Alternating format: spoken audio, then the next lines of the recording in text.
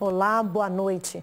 Mandados de busca e apreensão foram cumpridos no Ceresp da Gameleira, na região oeste de Belo Horizonte. A operação, realizada pela Promotoria de Justiça de Defesa dos Direitos Humanos, com o apoio da Polícia Militar, investigou a entrada de objetos ilícitos na unidade. A gente acompanha nesse momento o helicóptero da Polícia Militar.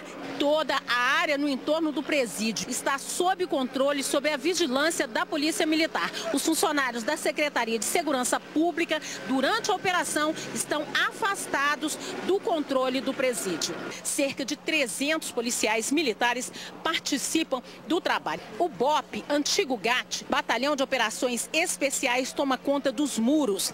A equipe do choque toma conta das celas, faz a varredura. A Rotan toma conta de todo o entorno do presídio e a companhia de cães faz a varredura lá dentro. Informações de que a Promotoria de Direitos Humanos pediu mandados de busca e apreensão para as celas e também para os veículos que se encontram aqui, além dos agentes penitenciários. Quem chega e quem sai para trabalhar passa por uma varredura. Até este momento, um agente penitenciário já foi detido. Com ele, a Polícia Militar localizou 2 armas sem procedência. Os presos foram todos levados para o pátio e as celas passam por varredura. O balanço final apontou 2 agentes penitenciários presos. Com um deles foram encontrados 4 aparelhos celulares, 2 armas de fogo e munição, enquanto o outro portava uma arma. Os 2 foram levados para a central de flagrantes do Barreiro. Nas galerias do Ceresp foram apreendidos 100 gramas de substância semelhante à maconha, um aparelho celular e alguns objetos cortantes. A insegurança virou rotina para os moradores e principalmente comerciantes do bairro Boa Vista, na região leste da capital. Uma loja de celulares, por exemplo, já foi alvo várias vezes de bandidos armados. Na última ação, funcionários foram rendidos e todos os aparelhos roubados. O bandido já chega com uma postura agressiva. Ele mostra a arma e joga a mochila que cai do outro lado do balcão. O criminoso obriga os funcionários a entregar celulares, pega um notebook e também a caixa com outros aparelhos de clientes. Falou assim, não grita, fica calado que isso é um assalto, e mostrou o revólver. Só que aí ele foi e começou a xingar a gente um tanto de palavrão, aí a gente assustou. Na hora que a gente assustou, a gente foi pegando. Ele mandou pegar o notebook, colocar dentro da mochila dele, mandou ela pegar os telefones. Esta outra vendedora diz que também foi ameaçada. O tempo todo xingando a gente, xingava a gente demais, gritava e deixava a gente mais nervosa. Nos últimos 2 anos, a empresa já foi vítima de 6 assaltos. Um dos mais recentes aconteceu no mês de março, numa outra loja que fica nesta mesma avenida. Os 2 bandidos também foram flagrados pelas câmeras de segurança. Um dos assaltantes chega como se fosse cliente. Ele está com uma bolsa de ginástica e, de repente, tira uma réplica de fuzil e anuncia o assalto. Ele levou o que quis. Esta funcionária até passou mal depois que o bandido saiu. A loja fica no bairro Boa Vista e não vende celulares, comercializa acessórios e presta assistência técnica, setor que até será transferido para outro local por motivos de segurança. Todo cliente que entra, pra gente é suspeito. A gente já fica com medo. A PM diz que os 2 assaltantes do mês de março foram presos em flagrante, mas que já estão soltos. O tenente explica que, além do patrulhamento, estão sendo adotadas outras estratégias. Nós estamos criando a rede de comerciantes protegidos ali na Avenida da Contagem, já fizemos reuniões e está sendo instalada a rede e também é feito lá o policiamento preventivo, tem o policiamento a pé. Foi preso no mesmo tempo, mesma hora, mas já está tudo solto. Então a justiça do Brasil é isso aí, por isso que eles fazem isso, não tem lei. A polícia procura por 4 ladrões que assaltaram uma loja de eletrodomésticos em Formiga, no centro-oeste do estado. Vários celulares foram levados. Veja só a rapidez de 3 integrantes do grupo.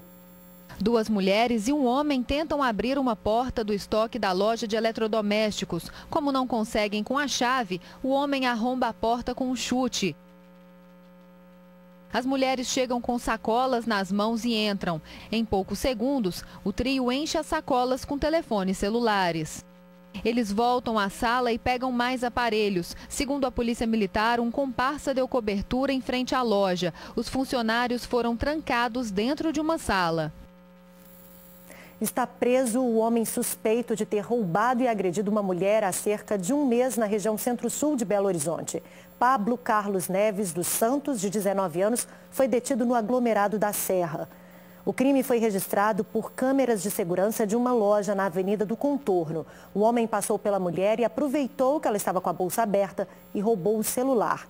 A vítima se virou para ver o que aconteceu e levou um chute no rosto. O ladrão fugiu em uma moto com um comparsa. A mulher teve ferimentos no rosto e relatou dores nas costas. O Ministério da Saúde prorrogou a campanha de vacinação contra a gripe. Agora ela vai até o dia 9 de junho. A decisão é para ampliar a cobertura vacinal. A meta de 90% ainda não foi atingida. Aqui em Minas Gerais, mais de 1.200.000 pessoas ainda não foram se vacinar. A cobertura até o momento é de 72%. Continua sendo recomendada a vacinação de idosos, gestantes, mulheres no período de até 45 dias após o parto, crianças entre 6 meses e menos de 5 anos, trabalhadores da saúde, professores das redes pública e particular de ensino, indígenas, população privada de liberdade, além dos doentes crônicos. A Prefeitura de Divinópolis intensifica ações preventivas depois de um jovem contrair leishmaniose. Vários cães passam por testes rápidos.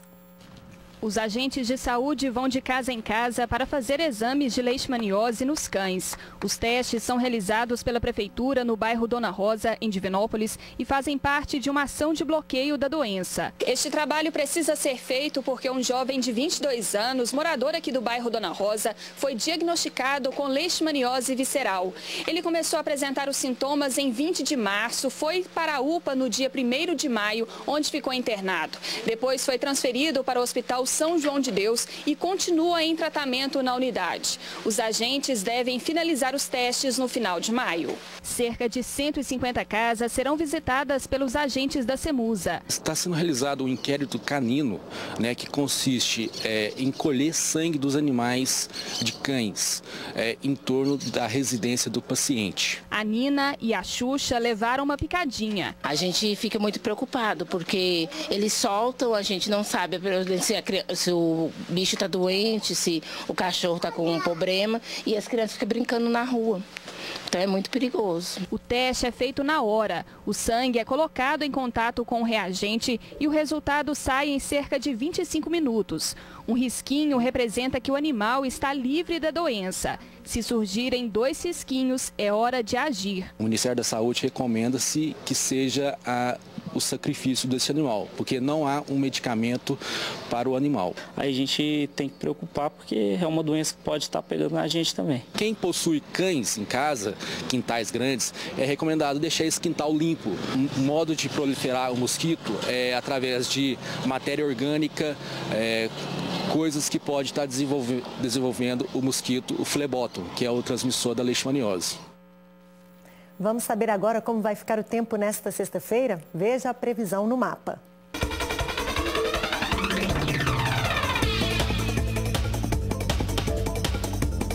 O sol aparece entre nuvens em todas as regiões do estado. Podem ocorrer pancadas de chuva isoladas na zona da mata. Em Belo Horizonte, mínima de 16 e máxima de 25 graus. Em Estiva, a temperatura vai de 14 a 27.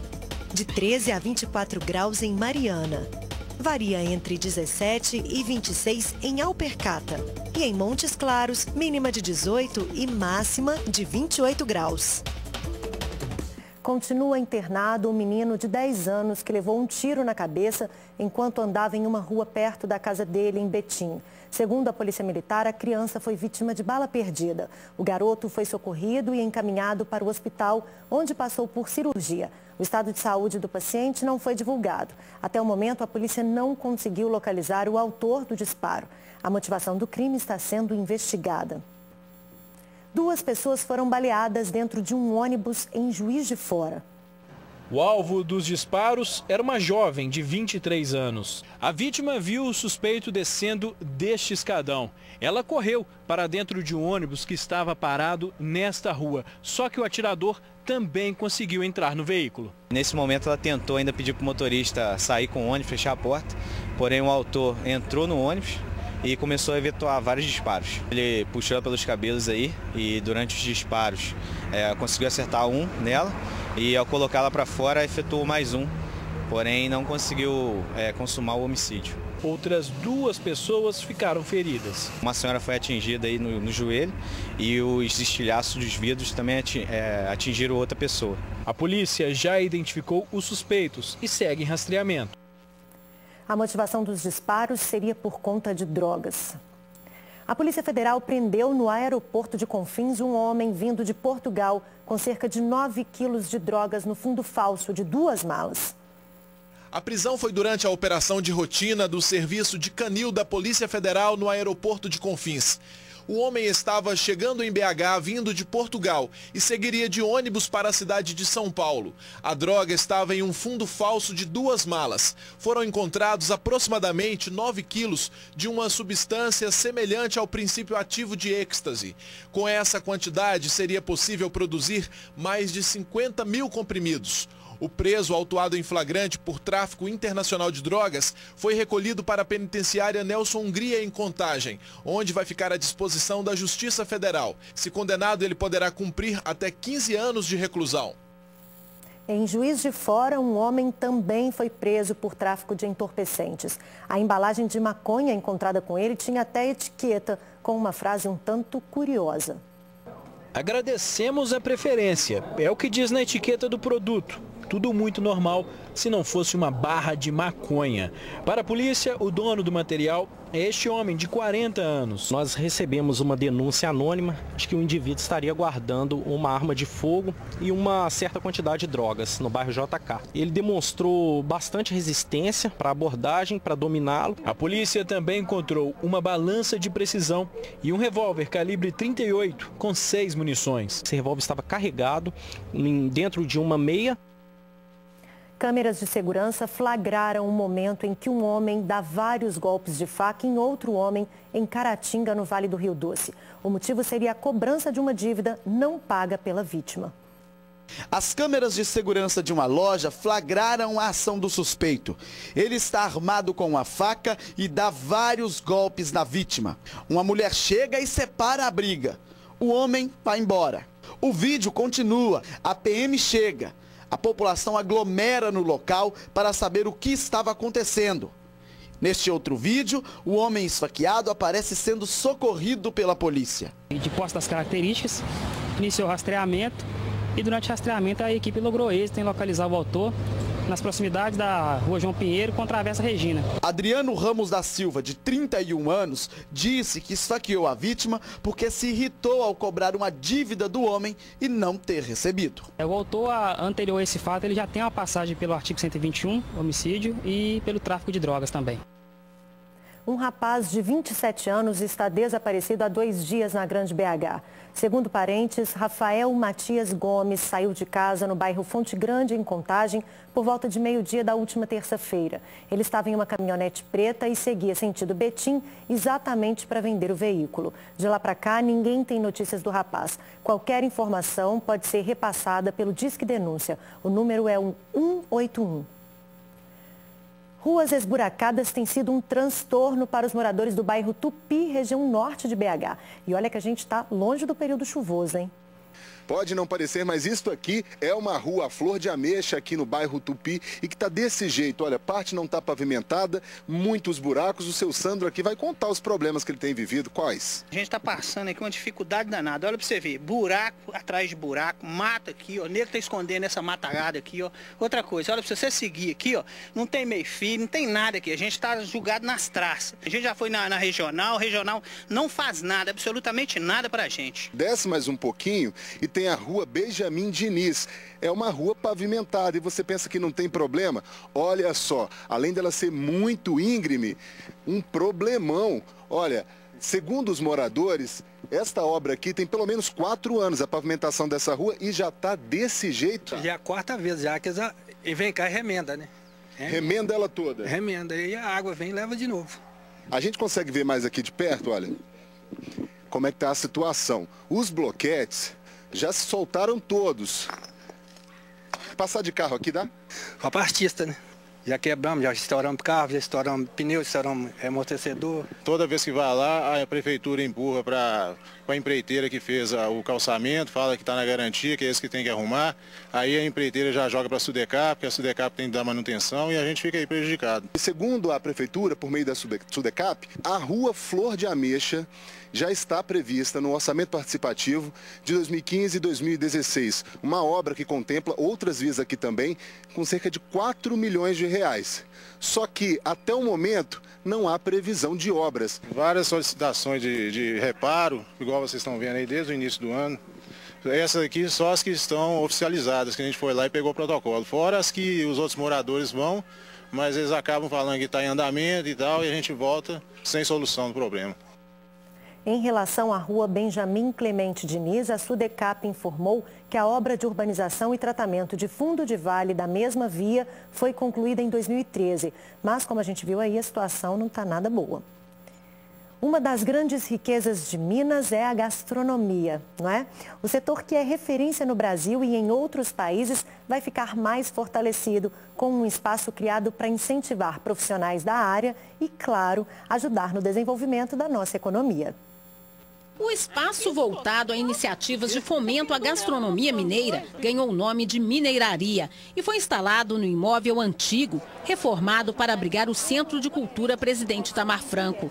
Na cerimônia de assinatura do convênio de parceria público-privada para o lançamento do programa Mais Gastronomia, o governador Fernando Pimentel destacou a importância do setor para a economia do estado. A gastronomia, para além de ser um valor fundamental, um valor fundante da identidade mineira, ela é organizadora de uma enorme cadeia produtiva, geradora de renda, de emprego, desde a ponta que é aqui, né, a produção final do alimento e tudo isso que ele significa, até lá atrás, todo o agronegócio que está empenhado em fazer chegar o seu produto ao mercado final. De acordo com a Secretaria de Estado de Turismo, Minas conta com 154 eventos gastronômicos e 19 roteiros que são estruturados em regiões turísticas baseados no setor de alimentos e bebidas. A Mineiraria terá um grupo gestor das políticas públicas e um conselho curador, composto por diversos órgãos da administração pública e por entidades que representam a cadeia produtiva. Diversas iniciativas estarão circulando aqui dentro desse espaço de convergência e irradiação para a valorização da mesa mineira, da gastronomia mineira, do produto mineiro, que cria trabalho, que gera renda, que impulsiona a economia do futuro de Minas Gerais. Estamos na Semana Nacional de uma das bebidas mais tradicionais e deliciosas, pelo menos para mim. O café é presença garantida em quase 100% dos lares brasileiros. Sem contar o consumo, há quem diga que ele é o produto mais importante para o nosso estado. Não importa se é café puro ou com leite, essa bebida já faz parte da cultura do brasileiro. Eu tomo café todos os dias de manhã, que é a hora que eu acordo para dar aquela despertada. Eu tomo em média 2 a 3 vezes café por dia. E eu tomo porque sempre tive o hábito, né? Segundo a OIC, a Organização Internacional do Café, em 2016 foram consumidas mais de 155 milhões de sacas no mundo. O consumo está em alta, né? Ao longo desses últimos anos vem só subindo, uma média de 2% ao ano, se nós formos olhar a média dos anos. Então isso vem dando uma sustentabilidade ao mercado. A bebida está presente em 98,5% dos lares, com um consumo de 84 litros por habitante ano. Há alguns anos vem se mostrando, assim como o vinho, a ser degustado e saboreado. Tanto que existem inúmeros coffee shops no país e baristas que fazem cada drink. A gente está numa região extremamente produtora de café, a maior região produtora de café do mundo, na realidade, onde muitas pessoas não sabem o que é um barista.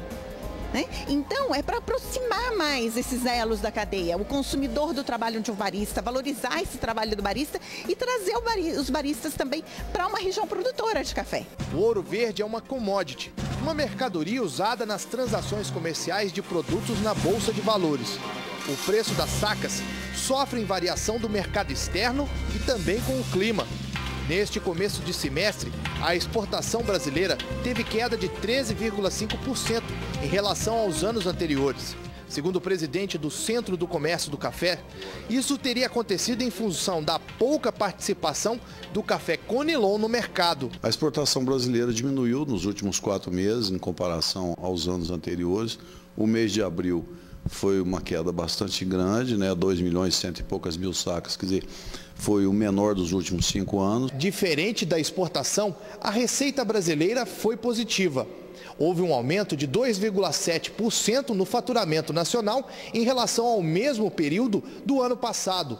Mais um bom motivo para se comemorar o Dia Nacional do Café. A gente tem que comemorar o Dia Nacional do Café, principalmente nós em Minas Gerais, que é o produto mais importante do estado, E o quadrimestre foi excelente para o PIB mineiro e o café liderando. Veja bem, as dificuldades no campo são muitas, a gente sabe quanto o produtor luta, qual a dificuldade com preço, com custo. Quer dizer, nós não podemos desanimar nunca do nosso produto carro-chefe. Então a esperança que fica é para a gente comemorar o Dia Nacional do Café tomando café, para que o preço suba. Daqui a pouco, a abóbora gigante vira atração em cidades do interior. Lá os moradores participaram de uma brincadeira para adivinhar o peso dela. E você, tem um palpite? Nós voltamos já já.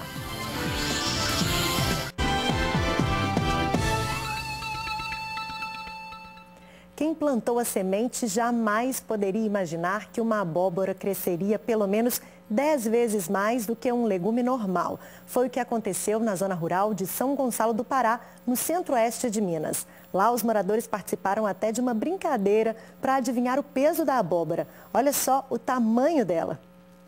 A abóbora gigante ganhou lugar de destaque neste bar da comunidade Quilombo do Gaia, em São Gonçalo do Pará. Olha o tamanho.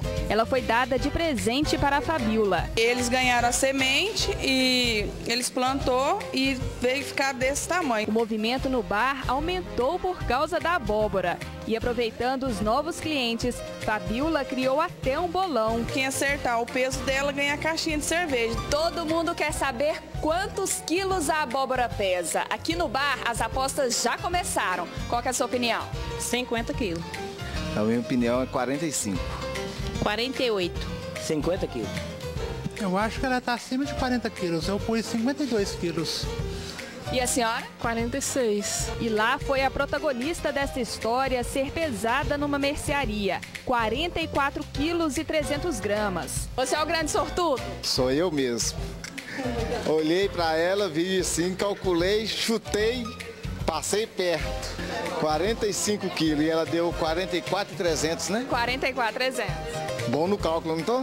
Ao ver as imagens, este biólogo garante que o fruto sofreu uma raríssima transformação genética. Houve algum tipo de variação que ocorreu uma mutação do mesmo, fazendo com que essa se unisse e gerasse esse fruto de tamanho desproporcional, o que para esse tipo de planta não é uma coisa comum. A verdade é que ninguém vai comer a abóbora de novo sem se lembrar dessa aí. Nunca vi uma abóbora desse tamanho, não.